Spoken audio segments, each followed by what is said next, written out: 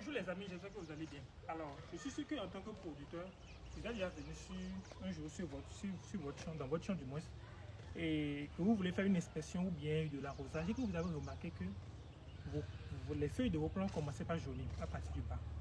Et en tant que producteur, quand cela arrive, la première des choses qui nous vient à l'esprit, c'est que les plants ont besoin d'azote, qu'il y a une carence en azote sur le site. Et certains producteurs, quand même ils ont déjà eu à faire un apport d'engrais tels que le NPK ou l'urée, ils se disent que bon, peut-être que l'apport qu'ils ont eu à faire n'est pas suffisant. Et donc il faudrait peut-être essayer de reprendre, ce qui est quand même très grave. Parce que généralement, le jaunissement n'est pas seulement lié à une carence en azote. Par exemple, le jaunissement peut être par exemple l'excès d'eau, le manque d'eau. Ça peut être aussi par exemple une carence en fer ou peut-être en magnésium. Maintenant, ici, regardez, remarquez ceci. Caméraman, laisse-moi voir ceci. Voilà, regardez ceci par exemple. Ici, les feuilles jaunissent. À part le jaunissement, on voit des petites taches noires. Les feuilles s'assèchent. C'est pareil aussi ici. Et ça, c'est typique, c'est une maladie fongique. Ce n'est pas une carence en azote qui cause ça. Et quand vous voyez ça, c'est quand même très très important. Une maladie fongique, c'est créée par les champignons. Et normalement, au niveau de l'arrosage, on arrose les tiges, c'est-à-dire le bas.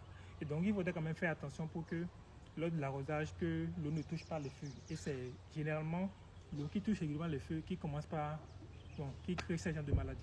Et donc, en tant que producteur, quand vous remarquez ça, quand vous remarquez que c'est une maladie fongique comme ceci, je viens de vous le décrire, on va quand même visiter un peu le truc là. Vous voyez par exemple ici, regardez ici, ça c'est les deux que j'avais gardés. Ici, regardez, les feuilles jaunissent, s'assèchent et tombent. Ça, vous voyez, les petites taches noires, ça c'est une maladie fongique. Et là, quand vous remarquez ça, ce qu'il faut faire, c'est très simple. Vous allez enlever toutes les feuilles qui sont jaunes. Quand vous enlevez toutes les feuilles qui jaunissent comme ça, vous allez les brûler et puis acheter des antifongiques. Il y en a un peu partout. Vous achetez des antifongiques et vous pulvérisez les feuilles. Les deux côtés, les deux faces, ceci et ici. Et c'est ça, c'est ce qu'il faut faire. C'est quand même très très important parce qu'une maladie fongique, surtout quand le truc là, vos cultures sont déjà en floraison, non seulement ça affaiblit vos plants, mais regardez, ici, peut-être ici, il y a eu la chance de ne pas attaquer ici.